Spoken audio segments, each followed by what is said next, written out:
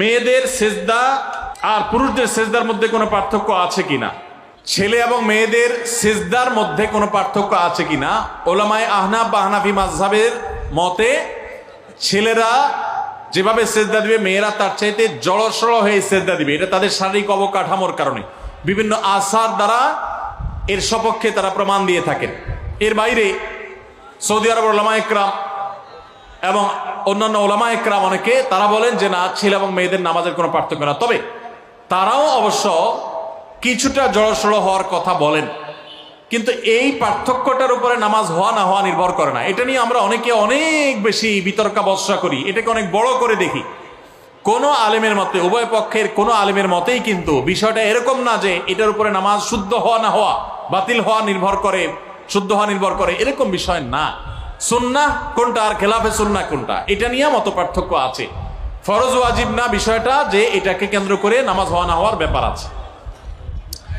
আমি গতকাল রাতে ঘুমানোর পর স্বপ্নে দেখেছি যে আমি ইসরায়েলের বিরুদ্ধে যুদ্ধে শরিক হয়েছি।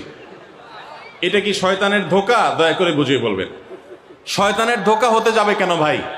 এটা তো বাহ্যিকভাবে ভালো স্বপ্ন, আলহামদুলিল্লাহ।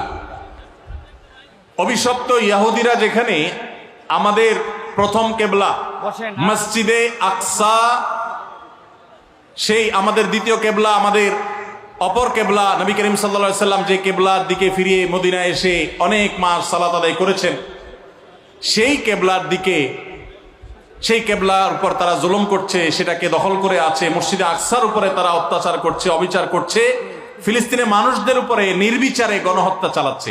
এই মানুষগুলোর বিরুদ্ধে আপনি যুদ্ধে সামিল হয়েছেন, এই স্বপ্নে দেখা তো ভালো স্বপ্ন, আলহামদুলিল্লাহ।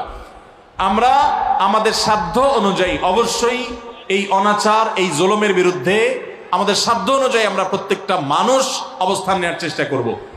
আল্লাহ তাআলা আমাদের সবাইকে আমাদের প্রত্যেকের দায়িত্ব যথাযথভাবে পালন করার তৌফিক দান করুন, বলুন আমিন। ভাইরা আমার, মজলুম ফিলিস্তিনি ভাই বোনদের জন্য আর কিছু না পারেন, ইসরায়েলিদের, ইহুদিদের যে পণ্যগুলো আমাদের মুদি দোকানে, আমাদের বাসা বাড়িতে, ঘরে বাড়িতে ভরপুর, সেই জিনিসগুলো আমরা আর কিনবো না, নিজের টাকায় তাদের পণ্য কিনবো না। ঠিক আছে তো ইনশাআল্লাহ? আল্লাহ আমাদের তৌফিক দান করুন।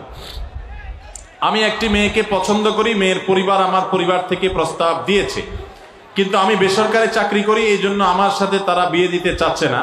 আমাকে 2 বছর সময় দিয়েছে, সরকারি ভালো একটা চাকরি পেলে তারপর তারা বিয়ে দিবে। এখন আমি কি করব?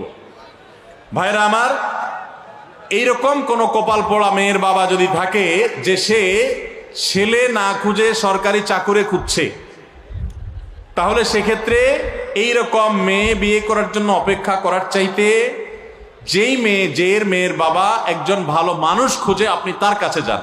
এখন সমস্যা হলো আমাদের ছেলে মেয়েরা আগে থেকে পছন্দ ঠিক করে ফেলে তারপরে সেটা বাস্তবায়নের জন্য সে হন্যে হয়ে যায়, মনে করে এখানে সকল সুখ আছে।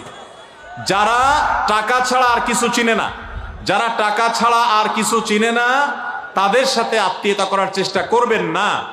আপনি বরং তাদেরকে বাদ দিয়ে ভালো বহু ফ্যামিলি আছে যারা দিনদার মানুষ খুঁজে, তাদেরকে আপনি আপনার জীবন সঙ্গী হিসাবে, আপনার আত্মীয় হিসাবে গ্রহণ করার জন্য চেষ্টা করেন। ইনশাআল্লাহ সেটা আপনার জন্য উত্তম হবে।